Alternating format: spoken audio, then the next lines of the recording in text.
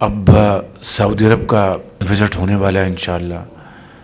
پھر چین کے وزیر اعظم بائیلیٹرل وزٹ پہ تشریف لا رہے ہیں. ایس سی او کا ایک بہت سالوں بعد پاکستان کو مہمان نوازی کا موقع مل رہا ہے. ایسے موقع کے اوپر چین کے انجینئرز کو دوبارہ ٹارگٹ کرنا، جو کہ بی ایل اے نے اس کو قبول کر لیا ہے، اور وفاق کے اوپر دن رات چڑھائی کی جا رہی ہے، دھمکیاں دی جا رہی ہیں، دشنام ترازی کی جا رہی ہے، اور ایک انتہائی افسوسناک بیہودہ گفتگو کی جا رہی ہے. یہ میں سمجھتا ہوں کہ اس طرح کے واقعات ہمیں دوبارہ 2014-15 کو جو کچھ کیا گیا اور پاکستان کے خلاف ناپاک جو عزائم تھے دشمنوں کے اور یہاں پر گھس بیٹھیوں کے بھی، اس کا یہ ریپلیکا ہے کہ 2014-15 میں آپ کو اچھی طرح علم ہے کس طرح ڈی چوک کے اوپر کئی ماہ یہاں پر دھرنا دیا گیا، اور چینی صدر کی ڈیٹس اناؤنس ہو گئیں. اس کے باوجود بھی پی ٹی آئی نے اور ان کا جو بانی ہیں انہوں نے اس کو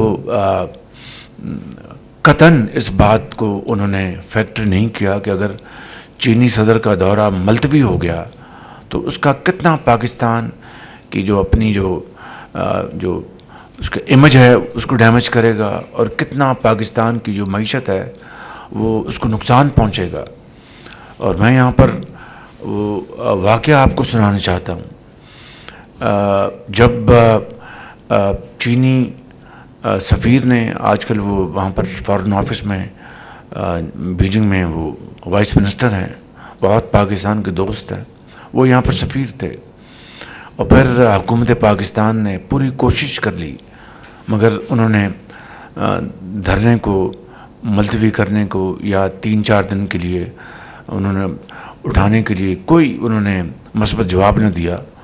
تو ایک رات میں یہاں پر تھا اسلام آباد میں، تو مجھے کوئی 10-10:30 بجے ان کا فون آیا چینی سفیر کا کہ چیف منسٹر وہ دورہ پریزیڈنٹ شی کا ملتوی ہو گیا ہے. یقین کریں کہ بڑا اس کا ایک دھچکا لگا. میں نے وزیر اعظم نواز شریف صاحب سے بات کی، ان کو بھی بہت افسوس ہوا کہ دیکھیں کہ پاکستان کی ترقی اور خوشحالی کے ایک عظیم منصوبے کی شروعات ہونے والی ہیں، سی پیک، اور سب جانتے تھے کہ اربوں ڈالر کی وہ سرمایہ کاری ہوگی، اس کو نقصان پہنچانا اس سے بڑی پاکستان کی ڈس سروس کوئی اور ہو نہیں سکتی. اس سے زیادہ پاکستان کے امیج کو اور پاکستان کے مفاد کو نقصان پہنچانے کا کوئی اور حربہ ہو نہیں سکتا. تو مجھے انہوں نے کہا کہ آپ کا کیا خیال ہے؟ میں نے کہا کہ مجھے آپ اجازت دیں.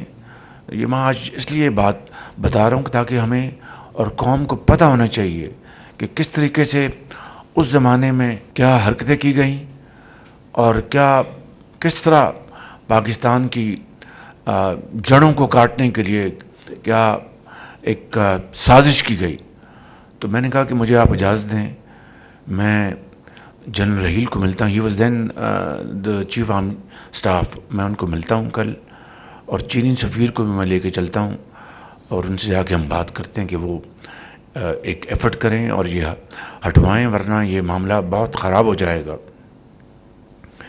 چینی سفیر نے مجھے کہا کہ ہم نے یہ آپ کو کنوے کر رہے ہیں آفیشیلی کہ ہم نے ملتوی کر دیا دورہ.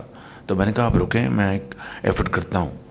چنانچہ میں نے چینی سفیر کو دوبارہ فون کیا. میں نے کہا اس طرح کل میں چیف آرمی اسٹاف سے بات کرتا ہوں، اور میں this was 3rd of September 2014 میں گیا G H Q, general Raheel سے ملاقات ہوئی، ساری بات بتائی. تو انہوں نے میری بات سنی. ان کا میں چیف منسٹر میں ایفرٹ کرتا ہوں کہ میں چائنا کے ڈیفنس منسٹر سے بات کروں. تو مرحوم جنرل اشفاق ندیم، اس کو ہی واز سیجیس، وہ میرے پاس وہ بیٹھ گئے اور جنرل رحیل چلے گئے. 15 منٹ بعد آئے، کہنے کہ میں نے بڑی ایفرٹ کی ہے، وہ بات بنی نہیں. تو یہ اندازہ کریں کہ پھر وہ گیا اپریل 2015 میں دورہ، 7 ماہ کی تاخیر سے، اور وہ 7 ماہ پاکستان کے لیے سم قاتل کا حکم رکھتے تھے کہ 20 گھنٹے کی بجلی کی لوڈ شیڈنگ تھی، اور کیا ہماری زراعت پیلی ہو گئی تھی، ہماری صنعت و حرفت ان کی چمنیوں سے دھواں نکلنا بند ہو گیا تھا، لاکھوں لوگ بے روزگار ہو گئے تھے، ہماری جو باہر کے ہمارے جو ایکسپورٹس کے ہمارے جو کانٹیکٹ تھے وہاں امپورٹرز نے ان کو ریسنڈ کر دیا کہ جی پاکستان سے ہم نہیں کریں گے، وہاں سے تو ایکسپورٹ ہو ہی نہیں سکتی. یہ حالت تھی. اس کے باوجود بھی انہوں نے ضد نہیں چھوڑی کہ وہ چاہتے تھے کہ پاکستان کی جو معیشت ہے اس کے اوپر کاری ضرب لگائی جائے. آج this is a replica of that گوری ٹیل، وہ جو 2014 کی تھی. یہ جو دھرنے دیے جا رہے ہیں اور روز اسلام آباد پر چڑھائی ہو رہی ہے، میں سمجھتا ہوں کہ یہ مذموم ارادے ہیں، ناپاک کا وہ عزائم ہیں جو پاکستان کو اب یہ کیوں ہو رہا ہے. ایک عقل کے اندھے کو بھی یہ بات سمجھ میں آ رہی ہے کہ ہمارا IMF کا پروگرام ہو چکا، اللہ تعالیٰ کے فضل و کرم سے، اجتماعی کاوشوں سے. It's teamwork, absolute finest level of teamwork. اس کے بعد آپ کی جو مہنگائی ہے وہ ایک سال پہلے 32% تھی، آج وہ 6.9% پہ ہے. جو دنیا کے جو بہترین جو انسٹیٹیوشنز ہیں ان کی جو اپنی جو ان کی اسیسمنٹ ہے اس سے بھی زیادہ تیزی سے نیچے آئی. آپ کی ایکسپورٹس بڑھ گئی ہیں الحمدللہ، آپ کی ریمیٹنسز وہ ان میں اضافہ ہوا ہے، آپ کی IT ایکسپورٹس میں ان میں اضافہ ہوا ہے، آپ کے ایک فیل گڈ فیکٹر آیا ہے، آپ کا اسٹاک ایکسچینج دیکھیں اٹس اسکائی راکٹنگ.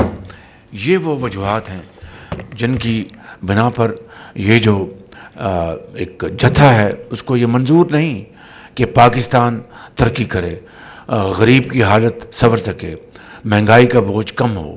ان کو دن رات یہ غم کھائے جا رہا ہے، اور وہ اس میں بالکل لوٹ پوٹ ہیں کہ بھئی اگر اکانومی سنبھل گئی، معیشت اگر پاؤں پہ کھڑی ہو گئی تو پھر ہمیں کون پوچھے گا.